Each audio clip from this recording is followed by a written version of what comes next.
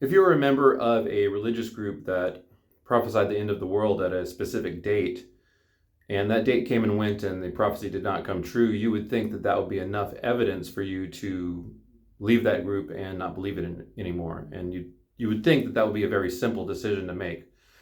But Leon Festinger, the researcher that coined the phrase cognitive dissonance, did research on a particular group, actually several groups, but in one group in particular, he infiltrated that group and discovered that not only did most of the members stay with the group, but the members that stayed had greater conviction than ever before that they had the truth, and they embarked on a great preaching or proselytizing campaign, and at the end of the day, that group actually grew in membership.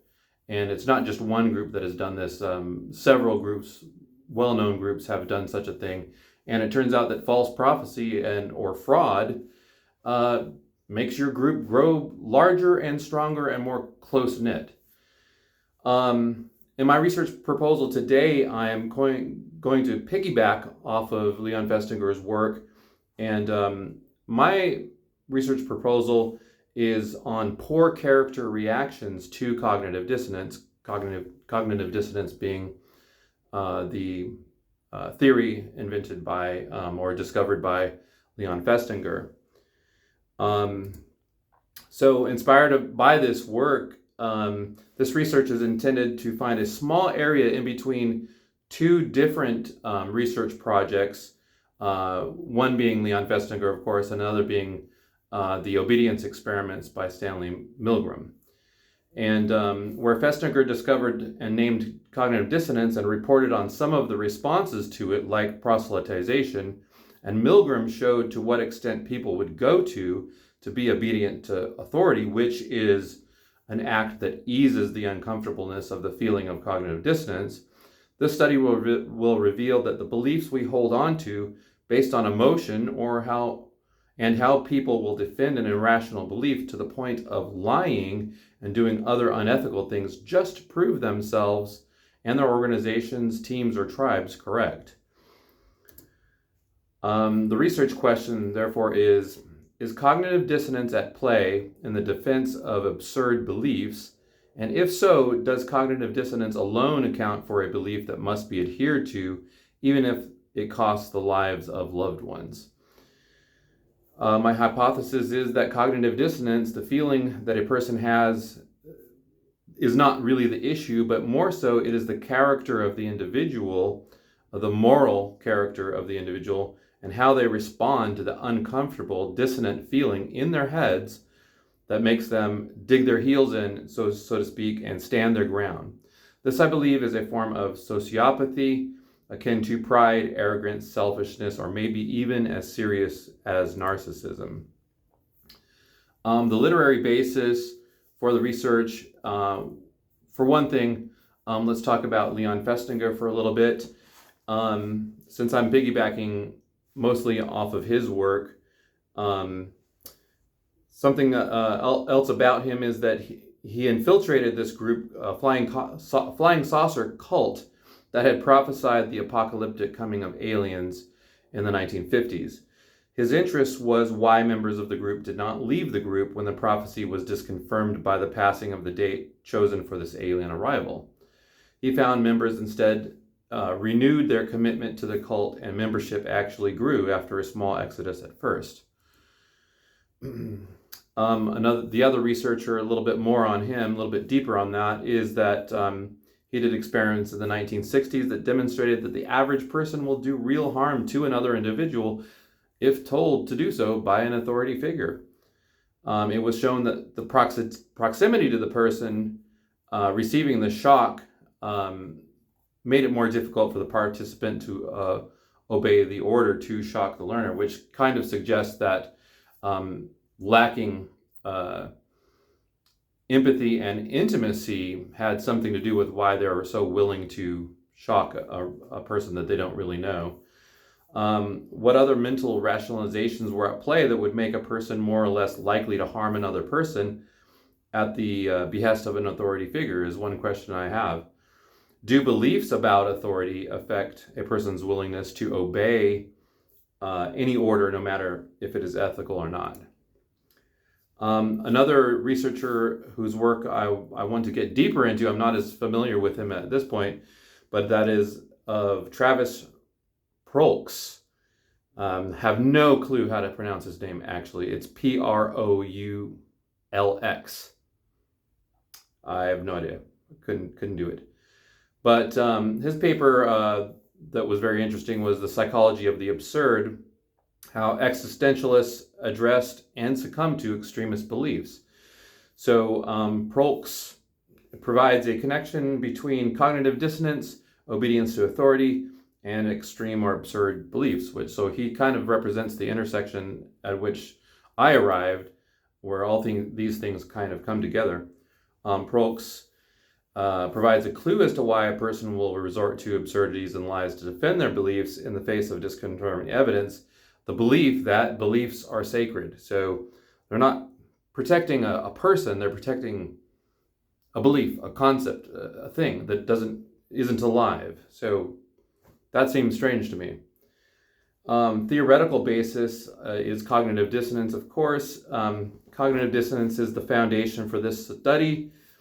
Cognitive dissonance is a feeling, okay? A lot of people, there's memes that go around on the internet.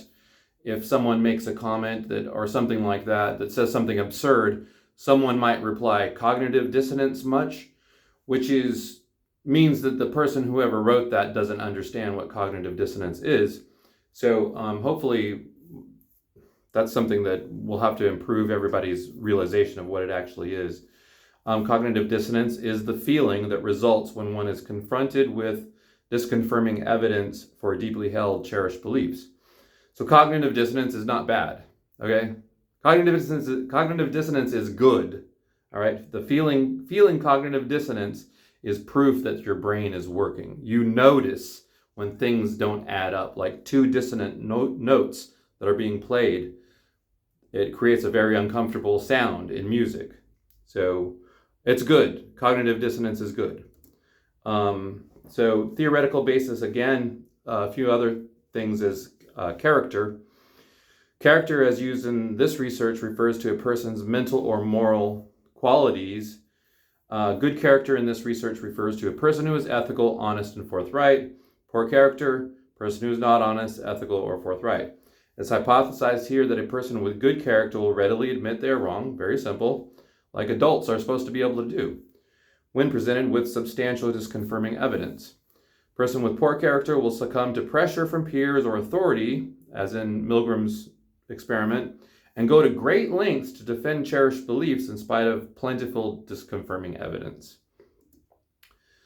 Processes at play would be a person's reaction to discomfort of any kind in general, person's pride, fear of disapproval by an authority figure or peer group, lack of curiosity, and general overall poor character. A few more processes at play. Two other researchers are going to come into play in this study a lot, and that is Maslow's hierarchy of needs. And so I point out that a person may be stuck in lower levels of Maslow's hierarchy of needs. So, basically they're not taking care of themselves. For example, they may still be in levels 1 through 4 of the 5 different levels.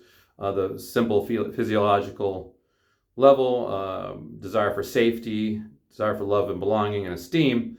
They may have all those taken care of, but they may not be at the highest level, which is in fulfilling their needs, which is self-actualization. It may be an issue of maturity, therefore. So, still more processes at play. Kohlberg is going to come into this. A person may not be fully developed morally, according to Kohlberg's theory of moral development. They may still be in pre-conventional or conventional stages of moral development. They may be experiencing some impedance towards achieving post-conventional moral development. It may be an issue of maturity, again, even if the person is fully grown. Methods of data collection will be interviews, questionnaires, literature review, examination of his historical interviews on similar topics, statistical analysis. During the interviews, a respondent will be presented with challenging, disconfirming evidence against their most cherished beliefs. Ploys may be used like mocking or slurring their beliefs to observe their reactions and just to what length they'll go to defend those beliefs.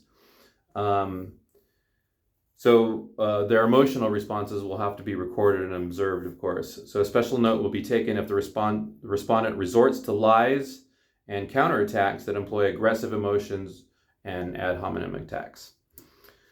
Hypothetical data. So this is what we're gonna be doing, and what we expect to happen. Based on examination of interview film footage and other sources, responses are recorded and numbered and valued, perhaps according to intensity and whatever dimension we can find that we can put a number to. Certain phrases that amount to a "yeah, but" will also be rated according to emotional intensity.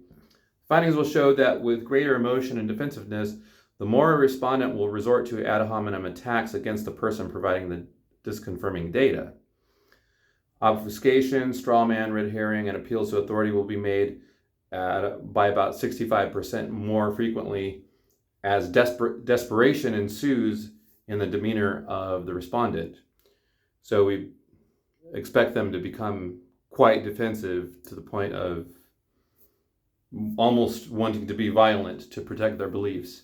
And these are things that, I don't know if everybody's experienced these, but I've certainly observed these in just day-to-day life, people getting this way about it. As expected, the results will show that 65% of respondents resorted to lies, hyperbole, and insults, all in the name of defending a cherished, deeply held belief. Why 65%? Well, this number is significant as it is the same percentage of persons who willingly administered shocks to learners in Stanley Milgram's experiments. So I'm thinking it might be similar to that because it's probably got the same reasons behind it. So in the future, it may be advantageous to look at MRI results of a person engaged in poor character responses to cognitive dissonance. So that would be very interesting to see. And also it would be advantageous as well to study if there is something in the brain of the 65% that is curable, and if so, how? Or do the 65% have something that is congenital that cannot be improved or cured? And also, I'm sure it'd be in the interest of a lot of employers out there. I would think that if you're a member of that 65%, that you would be the hireable one, not the person that's saying, hey, this is wrong. No. So yeah, so maybe we don't want to change the 65%. We leave them as they are because they're going to be getting all the jobs, basically. Who knows? Conclusion, the evidence from this study suggests that maturity and brain development may be the core reasons why some people develop such love and protectiveness toward their beliefs, mere beliefs. This may explain why there are wars fought over beliefs. It does not seem to matter whether a person is formally educated or not. It is not a matter of intellect.